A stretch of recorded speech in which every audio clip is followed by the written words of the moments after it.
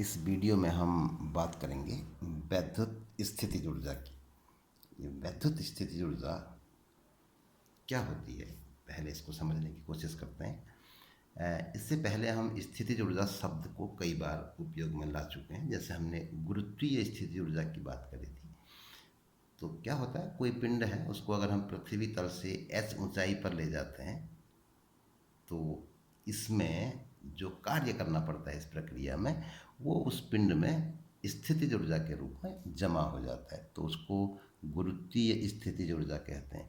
इसी तरीके से अगर हम एक स्प्रिंग को उसकी सामान्य अवस्था से दबा दें तो इस प्रक्रिया में भी हमको प्रत्यास्थता के विरुद्ध एक कार्य करना पड़ता है, तो वो कार्य स्प्रिंग में स्थितिज ऊर्जा के रूप में जमा हो जाता है, उसको प्रत्यास्थ स्थितिज ऊर्जा कहा जाता है। इसी प्रकार से अगर एक धन आवेश के नज़दीक हम दूसरा धन आवेश लाएं तो दोनों के बीच में एक प्रतिकर्षण बल कार्य करता है। हमको इस प्रतिकर्षण बल के विरुद्ध कार्य करना पड़ेगा, तो वो कार्य जो हमारे द्वारा संपादित होगा वो उस निकाय में ऊर्जा के रूप में जमा हो जाएगा और उसको हम वैद्युत स्थितिज ऊर्जा कहेंगे। अगर इसको एक परिभाषित शब्दों में कहना चाहें तो इस प्रकार से कह सकते हैं, आवेशों के किसी निकाय की स्थितिज ऊर्जा आवेशों को अनंत से लाकर निकाय की संरचना करने में किए गए कार्य के बराबर होती है। अब अनंत से लाने का अर्थ हो गया कि अनंत पर हम स्थितिज ऊर्जा को शून्य मान रहे हैं। स्थितिज ऊर्जा वास्तव में एक सापेक्ष स्थिति होती है। एक स्थिति के सापेक्ष दूसरी स्थिति में इसमें क्या परिवर्तन होता है ये वास्तव में नापा जाता है। तो ऐसा करने में हमको किसी एक जगह पे इसे शून्य मानना होता है, तब हम दूसरी जगह पे इसको कोई मान दे सकते हैं। तो अनंत पर स्थितिज ऊर्जा जो है वो शून्य मानी जाती है, इस परिभाषा में ऐसा माना गया है। इससे पहले जैसे हम स्थितिज ऊर्जा गुरुत्वीय स्थितिज ऊर्जा की हमने बात करी, वहाँ पर सूत्र होता है U बराबर mgh, पृथ्वी तल से ऊंचाई। तो वहाँ पर पृथ्वी तल पर स्थितिज ऊर्जा को शून्य माना जाता है, h बराबर 0 तो U बराबर 0। तो वहाँ पर हम पृथ्वी तल के सापेक्ष नापते हैं। तो अलग अलग परिस्थितियों में अपनी सुविधा के हिसाब से ये किया जाता है। तो अनंत पर ऊर्जा शून्य मानी गई है। अनंत से किसी स्थान तक हम एक निकाय को जहाँ पर भी रखा गया है तो वहाँ तक लाने में जो कार्य करना होता है उसकी हमको गणना करनी होगी। तो हम स्थितिज ऊर्जा के लिए एक सूत्र प्राप्त कर सकते हैं। जैसे कि यहाँ पे एक धन क्यू आवेश है मान लेते हैं, और इससे r दूरी पर एक दूसरा आवेश है Q0। इसको परीक्षण आवेश हम कह देते हैं, क्योंकि इसको हम यहाँ से अनंत तक ले जाएंगे और किए गए कार्य की गणना कर लेंगे, तो हमें जो कार्य चाहिए इस सूत्र के लिए वो हमको प्राप्त हो जाएगा। वास्तव में किसी आवेश को चाहे हम बिंदु P से अनंत तक ले जाएं या फिर अनंत से इस बिंदु तक लाएं, दोनों ही प्रक्रियाओं में किया गया कार्य समान होगा। फर्क ये होगा कि अगर हम इसको बिंदु P से अनंत तक ले जाते हैं तो कार्य हमें प्राप्त होगा, इसको ऋणात्मक लिया जाएगा, और अगर अनंत से बिंदु P तक लाते हैं तो कार्य हमें करना पड़ेगा और इसको हम धनात्मक लेंगे। तो ये फर्क होगा, इसको हमें ध्यान में रखना है। तो हमें क्या करना है, इस परीक्षण आवेश Q0 को बिंदु P से अनंत तक ले जाने में किए गए कार्य की गणना करनी है। तो हम क्या करते हैं, बिंदु P से अनंत तक का जो मार्ग है बीच की एक स्थिति ले लेते हैं। मान लो किसी क्षण ये परीक्षण आवेश इस बिंदु पर है और इस समय Q आवेश से इसकी दूरी x है, तो इस पर एक बल F लगेगा कूलाम के नियम के अनुसार, जिसकी गणना हम कूलाम के सूत्र से कर सकते हैं। अब इस बल के कारण इस परीक्षण आवेश को एक अनंत सूक्ष्म विस्थापन दे देते हैं dx, क्योंकि अनंत सूक्ष्म विस्थापन के लिए हम बल के मान को नियत मान सकते हैं। तो इस प्रक्रिया में किया गया कार्य dw बराबर होगा बल गुणा विस्थापन F गुणा dx।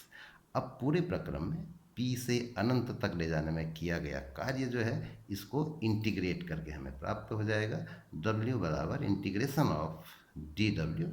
अब क्योंकि ये x के सापेक्ष से इंटीग्रेट होना है तो हमें x का मान r से अनंत तक, ये दो स्थितियां हैं, तो लिमिट हो जाएगी फ्रॉम r टू इन्फिनिटी। अब इसको हल करना है तो सिंपल से स्टेप इसके हैं। W equal to integration of f d x, f का मान रख देंगे कूलाम के नियम से। जब ये परीक्षण आवेश x दूरी पर था उस समय कितना बल लग रहा था, तो ये बल का मान होगा। अगले स्टेप में जो नियतांक है उनको इंटीग्रेशन चिन्ह से बाहर ले जाएंगे, तो इंटीग्रेशन 1/x², इसको हम लिख सकते हैं x⁻²। और इस सूत्र का उपयोग करते हुए x⁻n का इंटीग्रेशन होता है x⁻n+1/n+1, तो n की जगह पे ऋण 2 आ जाएगा।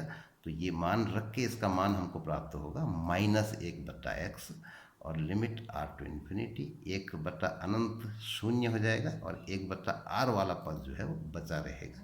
तो ये हमको प्राप्त हो गया। अब इसको अगर कूलाम बल नियतांक 1/4πε0 को अलग लिखना चाहें तो इसको इस प्रकार से लिखा जा सकता है 1/4πε0 Q0/r। तो ये जो है परीक्षण आवेश को अनंत से बिंदु P तक लाने में हमको इतना कार्य करना पड़ेगा, तो ये धनात्मक मान होगा कार्य का। तो यही इस निकाय की स्थितिज ऊर्जा का मान होगा। तो अब हमको ध्यान रखना है, सूत्र को याद कैसे करना है। Q और Q0 दो आवेश हैं एक दूसरे से r दूरी पर, तो इस निकाय की स्थितिज ऊर्जा का मान इतना होता है 1/4πε0 Q0/r। अब अगर हम इसी सूत्र को दो आवेशों Q1 और Q2 जो एक दूसरे से r दूरी पर रखे गए हैं इसके लिए लिखें, तो हमारा मान इसका हो जाएगा u बराबर 1/4πε0 Q1 Q2/r। और इसी प्रकार अगर हम तीन आवेशों से बने हुए एक निकाय की स्थिति ऊर्जा निकालना चाहें तो इनको एक एक करके लाए हैं, पहले इसको लाए, फिर इसको लाए, फिर इसको लाए। तो जब पहले इस आवेश को लाए होंगे तो इस आवेश के कारण हमको कार्य करना पड़ेगा, और जब इसको लाएंगे तो इस आवेश के विरुद्ध भी कार्य करना पड़ेगा, और इस आवेश के विरुद्ध भी, तो दो बार कार्य करना पड़ेगा। तो इस तरीके से अगर इन आवेशों के मान Q1 Q2 और Q3 हैं, Q1 Q2 के बीच की दूरी r12 कह दो, 2 और 3 के बीच की दूरी को r23 कह देते हैं, 1 और 3 के बीच की दूरी को r13 कह देते हैं। तो इस निकाय की जो स्थिति ऊर्जा होगी, अब तो दो Q1 Q2 अगर दो थे तो 1/4πε0 Q1 Q2 इनके बीच की दूरी, Q2 और Q3 के कारण इस कॉम्बिनेशन के लिए 1/4πε0 Q2 Q3 इनके बीच की दूरी यानी कि r23। ऐसे Q1 और Q3 का जो कॉम्बिनेशन बन रहा है इसके कारण स्थिति ऊर्जा 1/4πε0 Q1 Q3/r13। इन तीनों का योग जो है इस निकाय की स्थिति ऊर्जा को व्यक्त करेगा। अब एक सूत्र इसमें हम और निकालेंगे, वैद्युत क्षेत्र में स्थित वैद्युत द्विध्रुव की वैद्युत स्थितिज ऊर्जा। तो क्या इसकी डेफिनेशन होगी, पहले हमको वो निश्चित करनी पड़ेगी। तो किसी वैद्युत द्विध्रुव को अनंत से वैद्युत क्षेत्र के भीतर तक लाने में जितना कार्य करना पड़ता है वह कार्य वैद्युत द्विध्रुव की वैद्युत स्थितिज ऊर्जा कहलाती है। तो हमको एक द्विध्रुव को अनंत से लाना है इसके भीतर तक, उस प्रक्रम में किए गए कार्य की गणना करनी है। तो इसको हम एक सिंपल तरीके से इस तरीके से लेते हैं, एक द्विध्रुव को लाना है तो समझने के लिए हम इसको ऐसे मान लेते हैं जैसे कि हम पहले ऋण Q आवेश को लाए, कुछ न कुछ कार्य करना पड़ेगा, मान लो W कार्य करना पड़ता है। अब लाए प्लस Q आवेश को, तो क्या फर्क हो जाएगा, ऋण Q आवेश पर वैद्युत क्षेत्र में वैद्युत क्षेत्र की विपरीत दिशा में बल लगता है, जबकि धन Q आवेश पर वैद्युत क्षेत्र की दिशा में लगता है। तो माइनस Q आवेश के केस में कार्य प्राप्त होगा, जबकि प्लस Q के केस में कार्य करना पड़ेगा।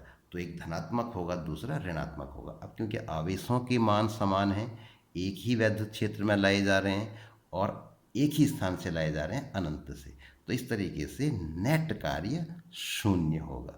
तो दोनों आवेशों को यहाँ तक लाने में तो किया गया कार्य शून्य है। अब जो वैद्युत द्विध्रुव होता है उसकी संरचना इस तरीके से होती है, ये एक दूसरे से 2l दूरी पर होते हैं।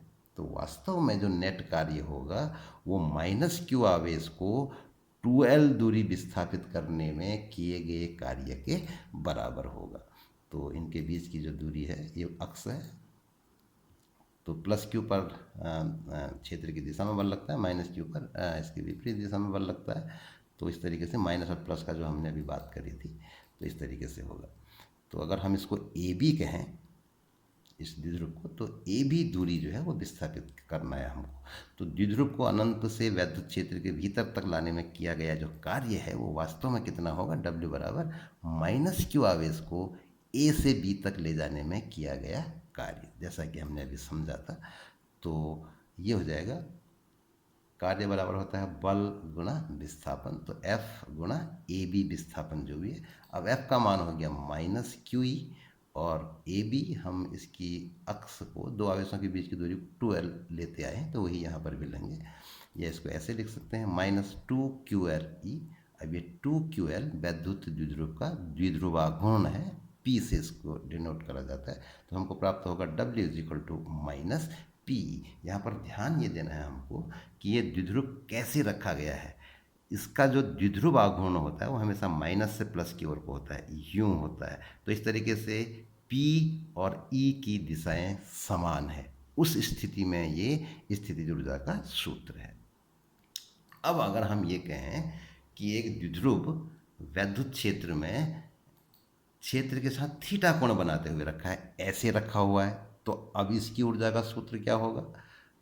तो मान लो इस समय इसका कोण थीटा बना होगा, ये वैद्युत क्षेत्र के साथ थीटा कोण बना रहा है।